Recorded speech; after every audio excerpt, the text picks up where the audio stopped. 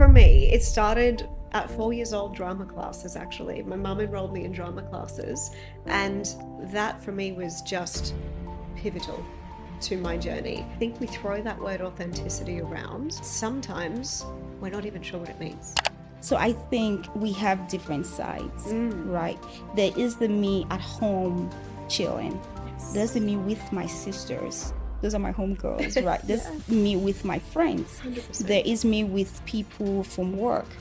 And each time, it's a different side of me they see, but each one is authentic. There will also come a time and a place where You are tested as to whether you have the courage. Welcome to Negotiation Secrets. This is your number one negotiation podcast for professional women. We have people from different parts of the world, different careers, different stages. Some are just starting out, some are veterans in their field, where we talk about all things negotiation. We have them share their life stories so we learn from it. I'm your host, Dr. Gloria Esomeme. I'm an internal medicine physician. Today, I have with me a very dynamic lady. Her name is Stephanie Martin. She is an international speaker. I met her during one of her TEDx talks, and she was phenomenal. We're going to link her TEDx talk on this show so you can go watch it if you want to. You would love it. And then once you watch that, you will understand why I have her on the show. Welcome to the show, Stephanie. That was a very wonderful introduction. Thank you. My hair's feeling a bit bigger now. No, Thank you for having me. Yes, I just said the truth. I didn't see anything extra. When they watch it, they would understand. Can you introduce yourself to my audience beyond the speaking and just who you are? Yeah, I love the question who you are because so often we associate it with what we do. Yes. And we're so much deeper than that. We are deeper. As humans and individuals. Yes. So for me, I liken myself, Gloria, to a bit of a Rubik's Cube. Tell me. If you like. So I'm quite multifaceted as a person. And I think that sort of leaks into the way that I approach things professionally as well. I wear a lot of different hats, you might say. Yes. So I always start with my heritage. I'm South African by heritage, as you can hear from my accent, Australian. Grew up in Australia, and now here in Dubai. Yes.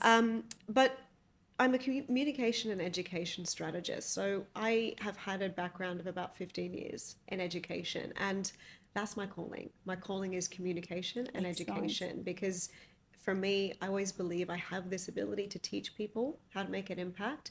And how do we make an impact with our voice? So that is really me at my core. Yes.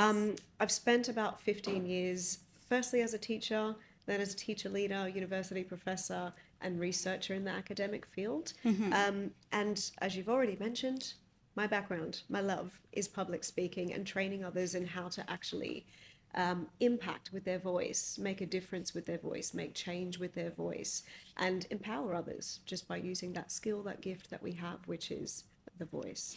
So when you talk about the voice, so does that have to do with just does that have to do with modulation, or it has to do with just knowing how to speak, how to use your words? Or when you say the voice, what exactly do you mean? Well, I think what most people forget is that, we're talking all day, every day. We're listening to podcasts. We're listening to other people. Yes. There's a lot of noise. There is a lot of noise. But what we forget is your voice is as unique as your fingerprint. I call it your vocal frequency. Oh. So as you and I are talking, we're just exchanging energy. Correct. And how we speak, so what we say, how we say it, and when we say it, that's going to impact whether or not you want to listen to me and keep listening to me. So I always say public speaking I don't believe in that anymore as a term. I believe in voice frequency and communication, because once we understand, hey, I have this power within me to affect other people, to make them listen, to get my point across. You can control your frequency by how you say things, when you say them, what you say.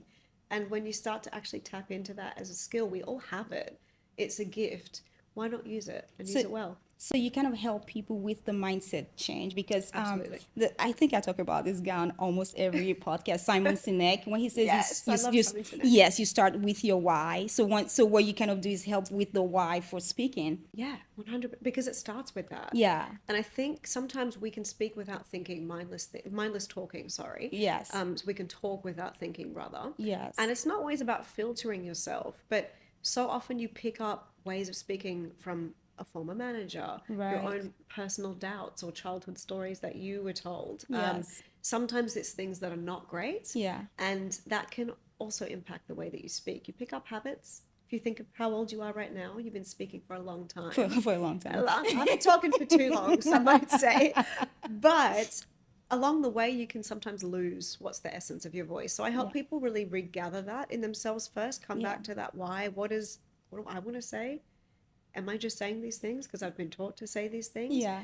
And then once we've unpacked that and kind of peeled away, it's like an onion peeling the layers, then you find what is your voice frequency. And that's when people make the biggest, like Simon Sinek, impact, because there's a sense of that authenticity. Right. So how did you get into this?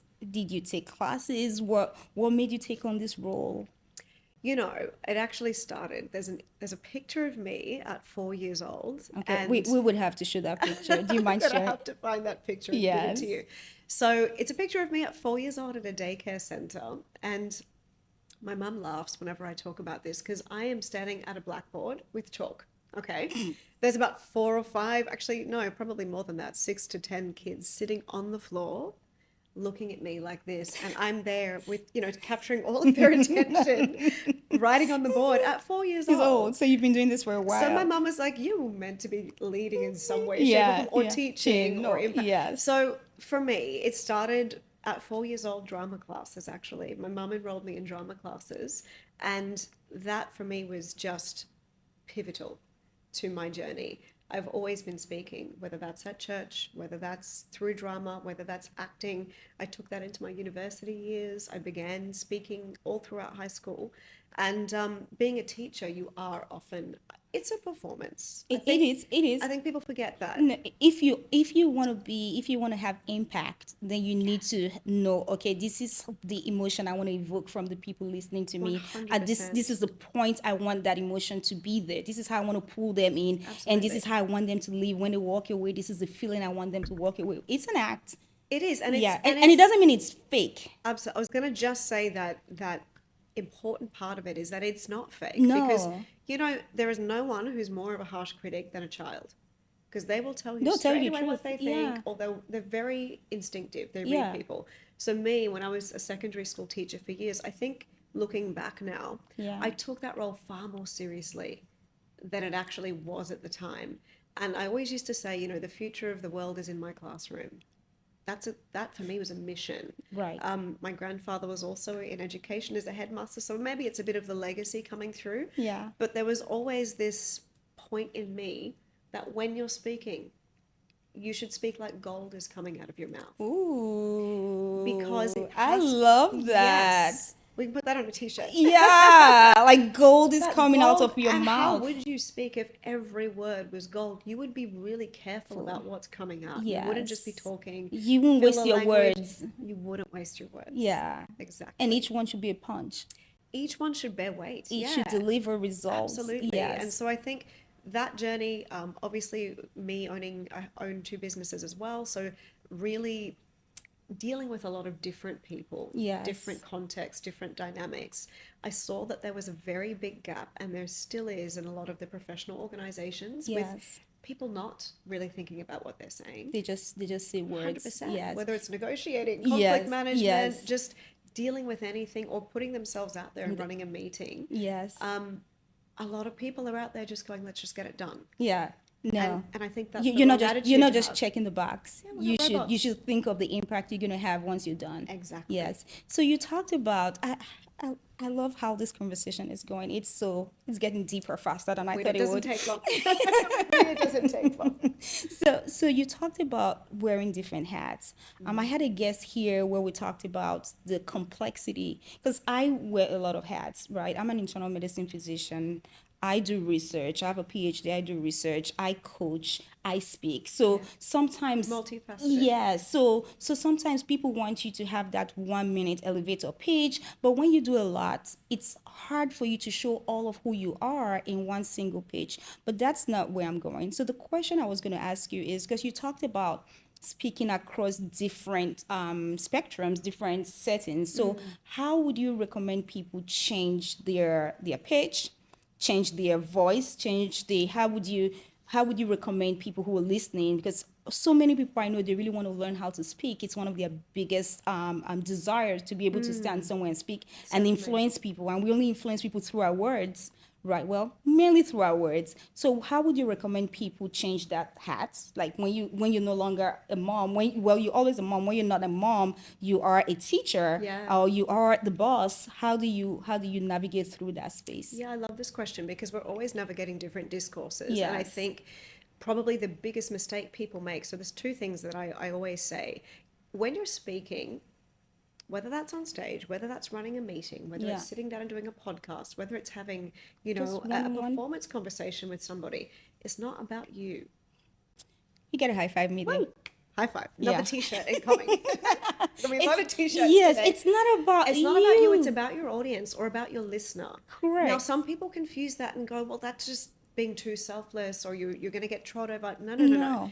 It's about reading the room and the energy that person is bringing. So I'll give you an example if I can. By all means. If I'm going to bring you in, Gloria, and have a meeting about your lack of performance, if I'm going to have that meeting in my big office and you have the chair and I'm at the big desk and I've said we've scheduled this meeting and you've got a one-on-one with your line manager. Yeah. How do you think you're going to enter the room? Oh, scared. 100%. Yeah. So set the tone first. Yeah. And you can read that person's energy, and rather than coming in with this big authoritative tone, perhaps, read the room.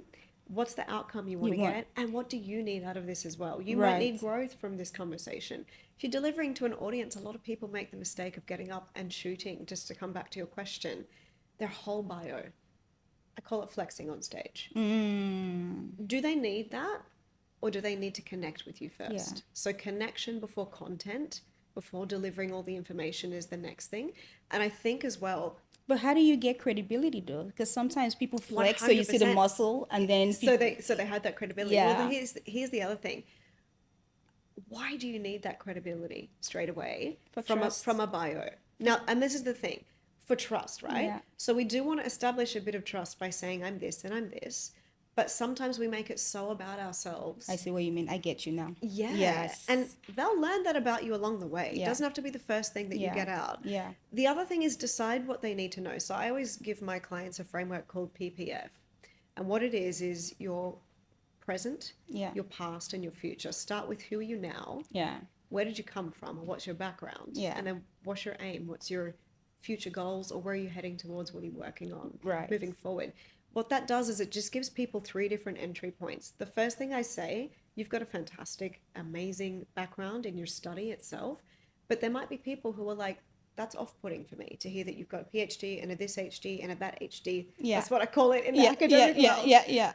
So that's one part of you, but as you said, it's not all of you. But if you spent, it only takes 7 seconds to make a first impression on somebody. Not long. Yeah. So if you spent that first 10 seconds just talking about your academic side, well, we've missed out on all the other things. Correct. So if you can jump to, this is who I am. Yeah. I have a background of this. Yeah. And now I'm focused on this. Yeah. In say 15 to 10 seconds. Then it has more impact. Yeah.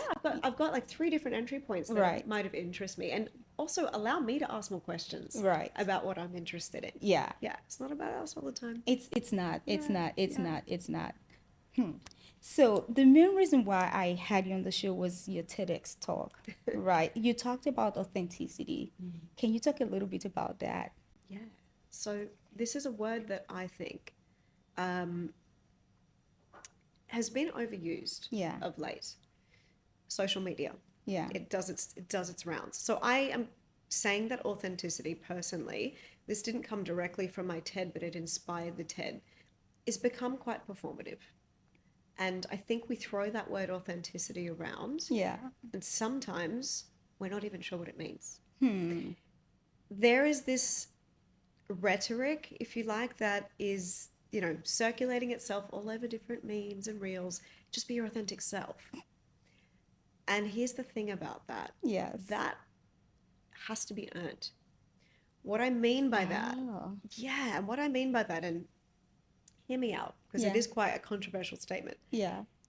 If you haven't done the inner work on yourself to be able to own all the parts of you that are different, that are maybe don't fit inside a particular box, maybe are going against the status quo, then how can you ever really be your authentic self? you can perform authentically and say things that people like to No, hear. no, Maybe. no. When you perform for people so you to say things people like to hear, you're not Yes, authentic at that's that not point in authentic. time. Yeah. But there is a lot of that out there, and I But think we're you could confusing be it. underdeveloped and still be authentic. 100, but you can own being underdeveloped in that Yeah, way. yeah. So the other side of that as well with the authenticity is that sometimes people say like just be yourself when just to bring it back to speaking for a second. For me, that's the worst advice you can give someone. I'll tell you why. Tell me. Me on a Friday night, sitting on the couch watching Netflix, that's my authentic self. But that's not my most impactful self. So there's a side of me that needs to blend my authentic self as I am right now. I'm not trying to Yes. fake anything. Yes. With someone who's a little bit more maybe articulate, that Yeah. articulated version of myself, a little bit more elevated so the message can land. Yes. Because if I'm sitting here relaxed, not really caring about what I'm saying, you're not really going to follow me. So you think So that's the communication side to answer part of your question. yes. So you think I think correct me if you have a different opinion. So I think we have different sides, right? There is the me at home chilling. Yes. There's the me with my sisters. Those are my homegirls, right? There's Yeah. me with my friends. 100%. There is me with people from work. And each time it's a different side of me Yes. they see, but each one is authentic. Yes. Right. So you at home chilling Netflix, that's authentic. You Yes. here, that's also authentic. It's different discourses. Different settings. Yes, Right. Okay. like All we right. said. Okay. So it's kind of a full circle. Back. Right. 100%. So it doesn't, and what I mean by that is it's not that you've got to earn your way to being authentic and continue, but you do have to understand that What's required. It doesn't, well, each discourse requires a different level version of you. or version of that authenticity. Yes. So you can, I like to call it like a pie chart, your speaker's compass. You decide how much of personal glory are we going to see? Well, it depends on who you talk to. Right. And how much of myself I want to give. How much of yourself you want to give. And Yes. the same goes with your audience. But yes. to bring it back to, I guess, TED, I think in some way, shape or form, there has been so much focus, maybe in professional settings, on fitting in, on making sure we tick the boxes, making sure we do it. And we've actually forgotten how to be authentic in a way that is still impactful. And we've kind of decided to dilute our voice and dilute our difference and yes. just fit in. Yes. I did this for a long time in my life too. So I guess my TED was more of a call that if we're all just going to be the same, yeah, how are we ever going to do anything that's different and lead in a different way? Yeah. And if we keep rewarding that, we're just creating more versions of sameness. So I've been a doctor for 17 years. Congrats, that's a long time. They're just dating me, right? Just carbon dating. Yeah. So I've been a doctor for 17 years, and the way I showed up as an intern, it's not the way I show up today, right? Yes. Absolutely. The level of vulnerability I can show now, I didn't have the nerves to show it before. There were things I didn't know when I was younger, and I didn't know it was okay not to know it because I just felt expectations were really high. And the higher you go, you're like, I wasn't even supposed to know that. Why was I concerned? I know, why was the pressure on me? Yeah, exactly. yes. And also I'm older, I am more independent. I have more, just if you grow in your career, you have more voice, you have more power. Absolutely. And then it's a lot easier. And trust in yourself. Yes. Too. And it's a lot easier for you to be truly authentic, where you show up and then you want to laugh, you laugh. You own it. You are, But for someone who is younger, I believe you have to fit in a little bit. Yeah. If not, you're never going to grow. But I would say while you're fitting in, do not lose your authentic self. Oh. Right? You keep the real you. Absolutely. Right? And then you know how to navigate. You're not dishonest to yourself. Right? What you don't agree with, you don't say, oh, yes, I agree with that. You could be quiet because you don't agree with it, but you're not going to tell your boss, oh, I think that's wrong, because that's not going to. Absolutely. Right. Time and place as well. Yes. So what's your take on that? This is, for me, the biggest distinction to make, because like anything, some people can take one great idea that they saw on TikTok or somewhere, because that's where we're getting all our ideas these days. Need I say more?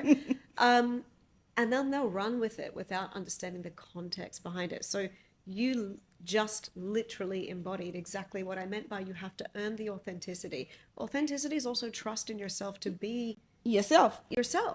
And to make mistakes and own it. So when you're young, you haven't got that trust and experience, and so that's literally, you've embodied exactly what I meant. Yes. Which is a beautiful full circle moment. Correct. And that's the whole point of human growth. Yes. So I think, look, there's going to be a time and a place to follow the safe route, but there will also come a time and a place where you are tested as to whether you have the courage. Yes. Can you be brave enough to go in the opposite direction? Can you be brave enough to speak what needs to be said? To speak your truth. To speak your truth, and to speak for those who maybe don't have a voice. Right.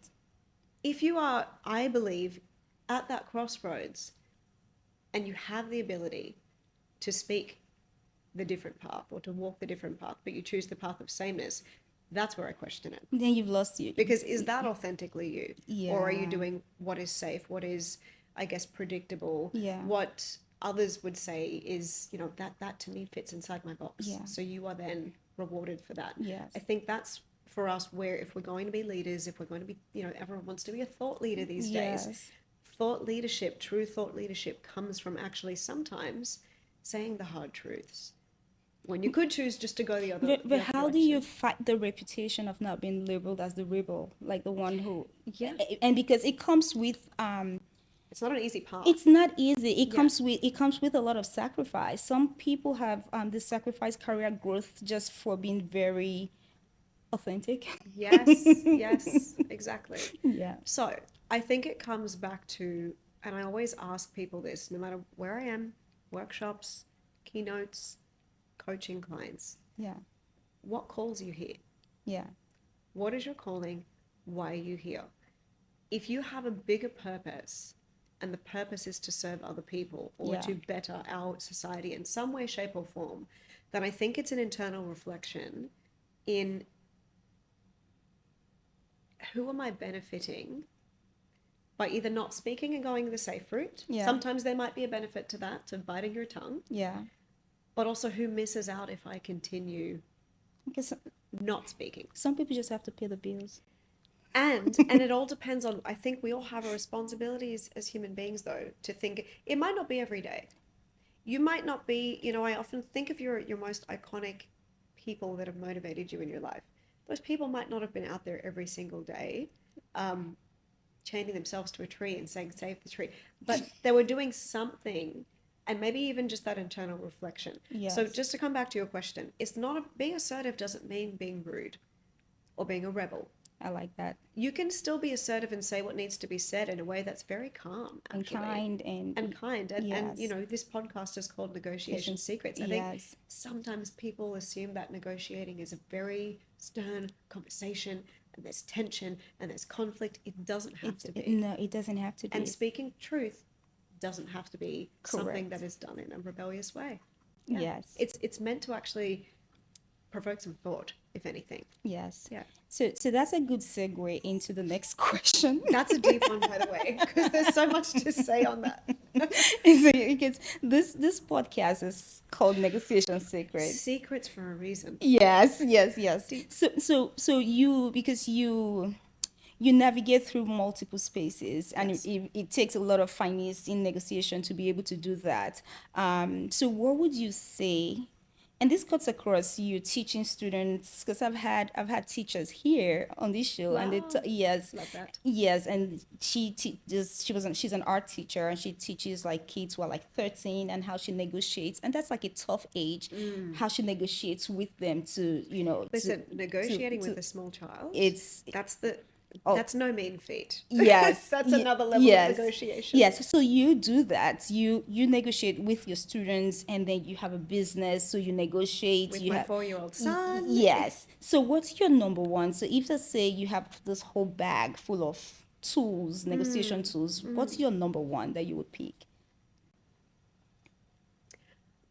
Great question. I think number one out of everything, and this is something that I don't think a lot of people consider. People often think of negotiating as, well, it's a win-win. Yeah. If there's a win-win outcome, great. Yeah. And sometimes I often ask, what's that win-win? Yeah. And people often go, well, we're both happy. And I want to stress that sometimes a negotiation might not be 50-50. Oh, yeah. And I think especially as women, we need to go in with that mentality, just switching on to that reality. Sometimes a win-win might be 60 to you, 40 to me. But I may have learned something in the process of giving you that 60 in terms of your side being the majority. Yeah. And I think with conflict management, with salary negotiation, sometimes it's something that we forget. And it's something that I think if we switched on to that more, just going, what is my win-win scenario going to look like? Got it. On a real perspective. Maybe some people won't settle for less than what they want. But then what's the outcome? If we can't get to your first outcome, what might be the second best outcome? Some people would disagree with that. Some people would say never back down, get what you want, but it doesn't always happen that way. And I've seen people get very disappointed when the number one option doesn't get reached, or it's not the outcome. Yes. So I just think being real with ourselves and saying, okay, win-win, what does that look like to me? Maybe there's 2 different options or 3 different options. In each version, I can win. Yeah. In some way, shape, or form.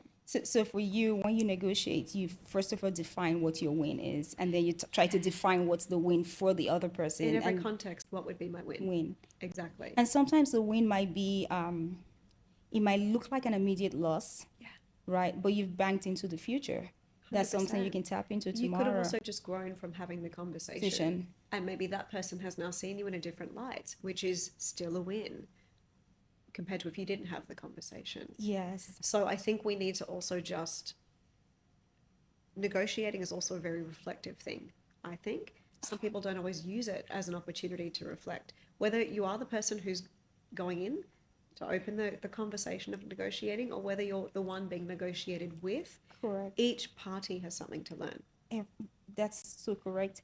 And the interesting thing is, because I teach women how to negotiate, and I let them know negotiation starts from the first day you meet someone. Oh yeah. You know, how you make the person feel.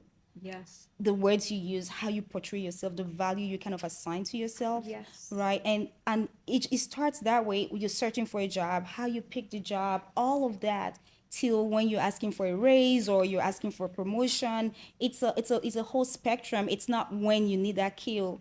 That's not when you go for it. Absolutely. You out of nowhere. Yes. Yeah. Got to be. We're negotiating the second we walk into a room, because as you said, it's energy. Yeah. You're telling someone how much value to assign to your energy. Yeah. Exactly. So it's a wide range. Yeah. It's so important for women though, I think, and it's nice that there are people like you out there with that expertise sharing it, because I think sometimes it can be such a closed door conversation. And a lot of women aren't aware that, hey, I can negotiate. But you know what? In my experience, so many women have different tools that they've shared on this podcast, men and women. They have it, but they don't use it as much.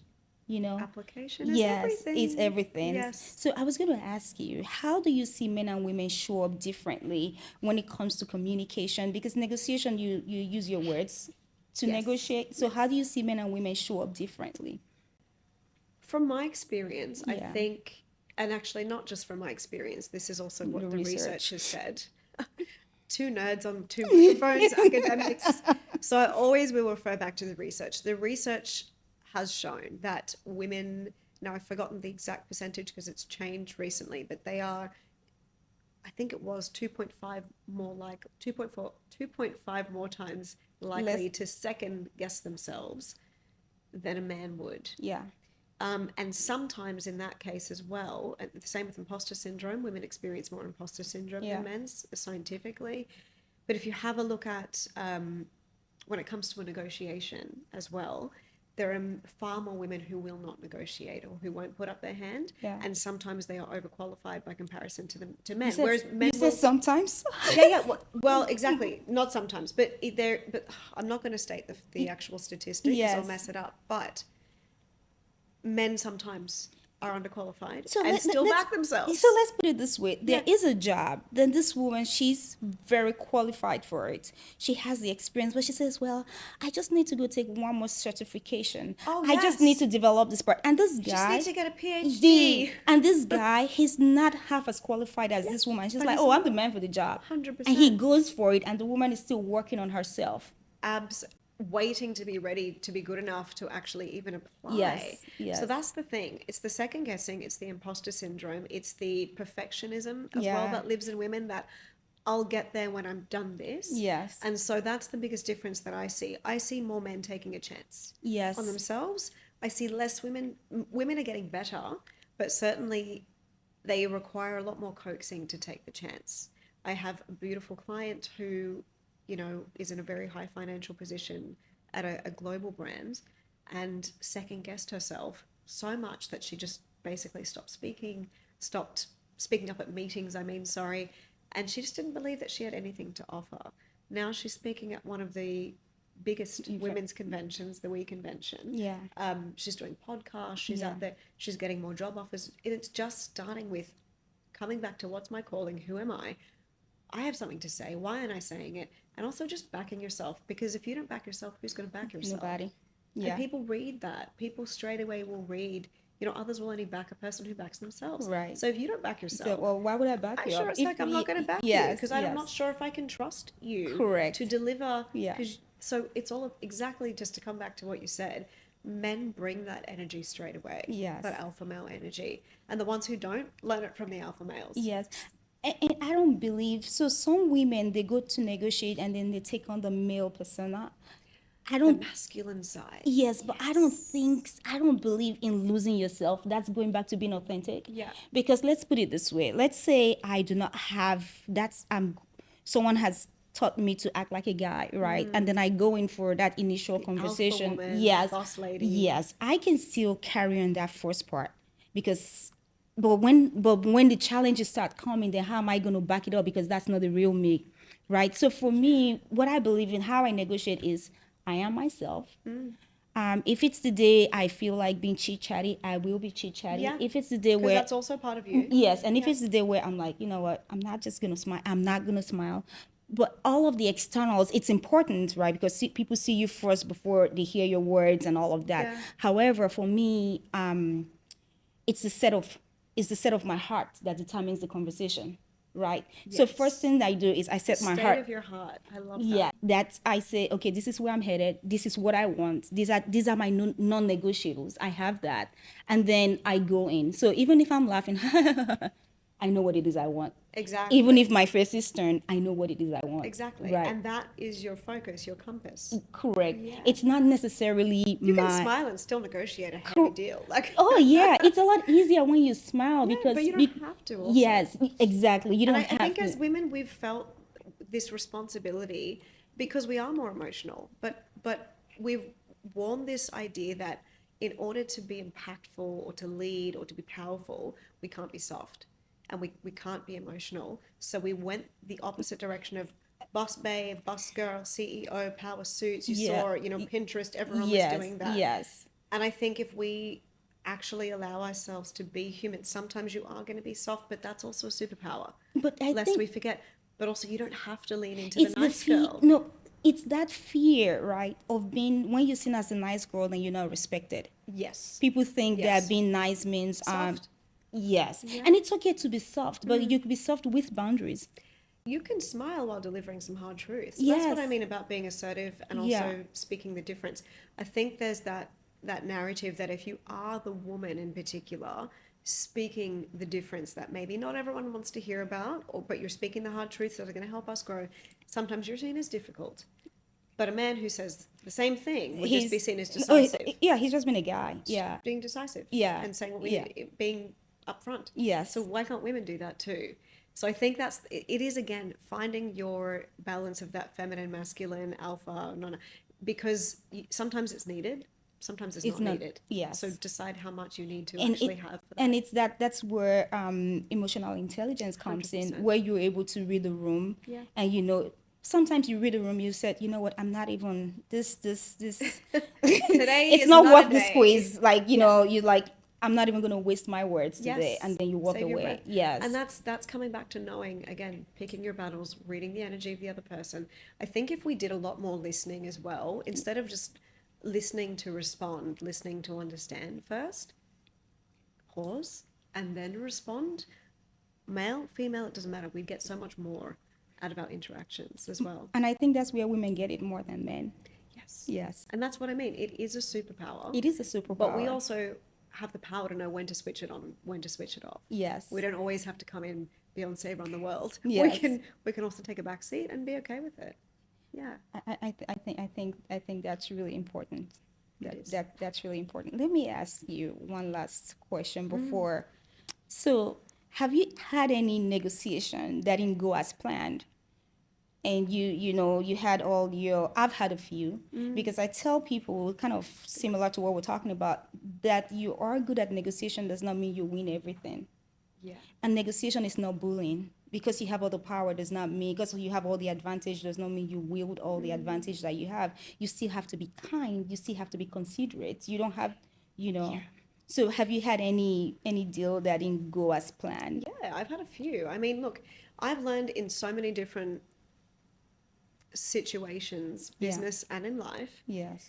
that, as I said, if you go into everything, I mean, confidence is important. Yes. I'm not going to undermine confidence.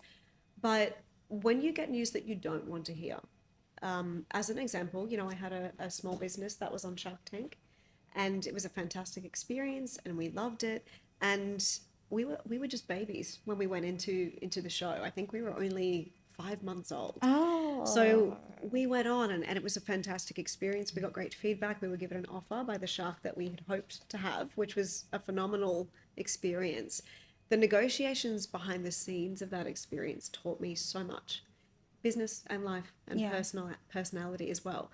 And it taught me because in the end, we were not willing to go through with the deal for a few reasons, and it was partially to do with the percentage, the ask, and a few different things. We didn't want to give everything away straight away, being a baby company. But in that moment, I realized you've also got to know your worth.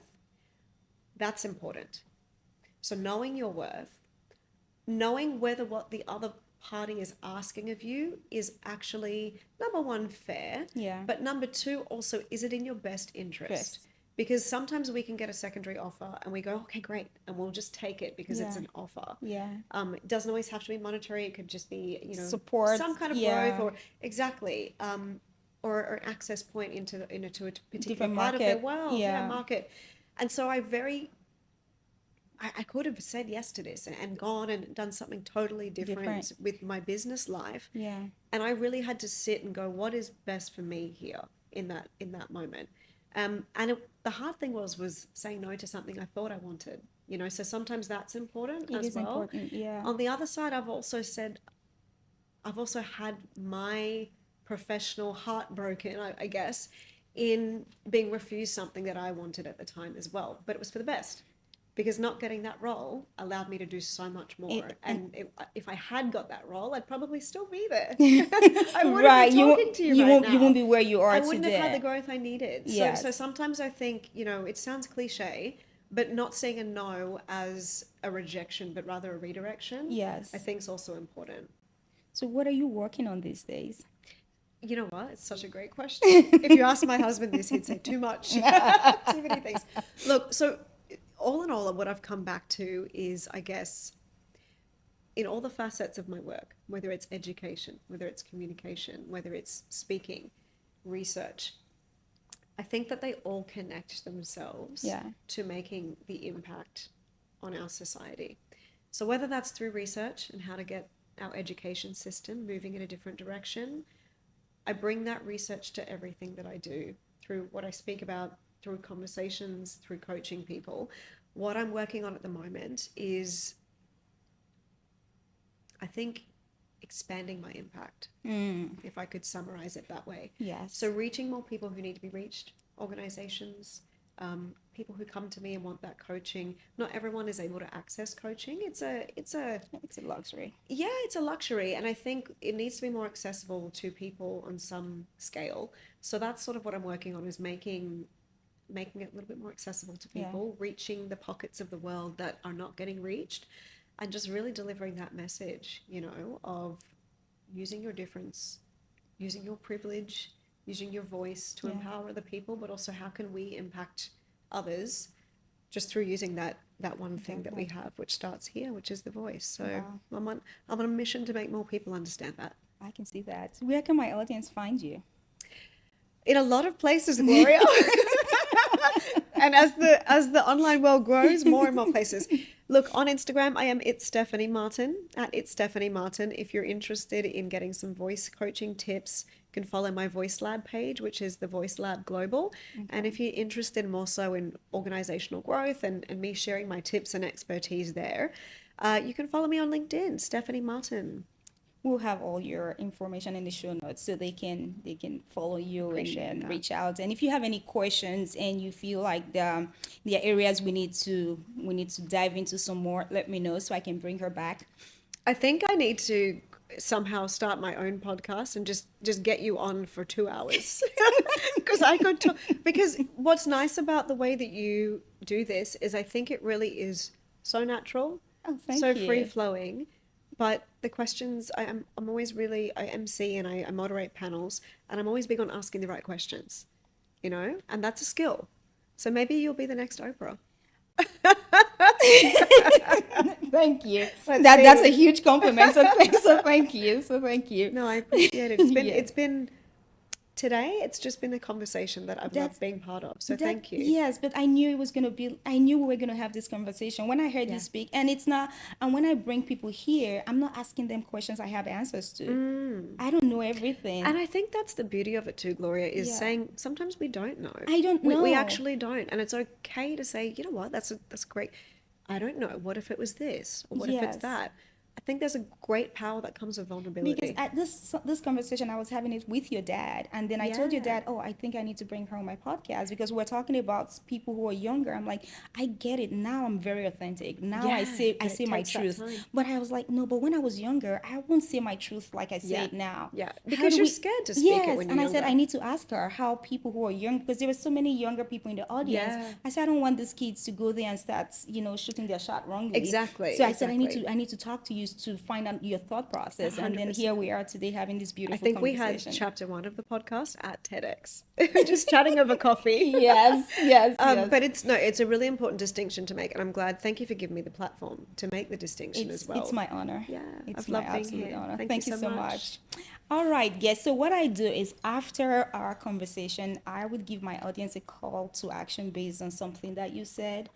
So what I want you guys to do this week is, she talks about voice, your voice being how you make impact. So I want you to be more deliberate on how you use your voice.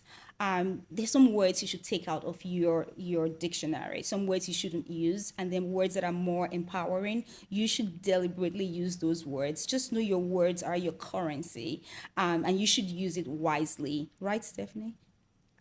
The currency, yes. Cool. 100%. Cool. Love it. Yes. And the next thing I want you to do is I want you to follow this podcast. Share it with your friends. Let's create a community of women who are badass negotiators, who support each other. So I would really appreciate you liking, sharing, and then you know how I always leave you. And I believe this from the bottom of my heart. I strongly believe that every woman and any man who's listening has the potential to be great. So go be great. Thank you for listening. Love that. Thank you. We made it in. I think I took 2 minutes more, but yeah. That's totally fine. Thank you. Oh, this was good. I could chat with you all day. This was so good. Sometimes you go and have different conversations. Yeah. And it's just kind of very robotic interview. Yes. And I always really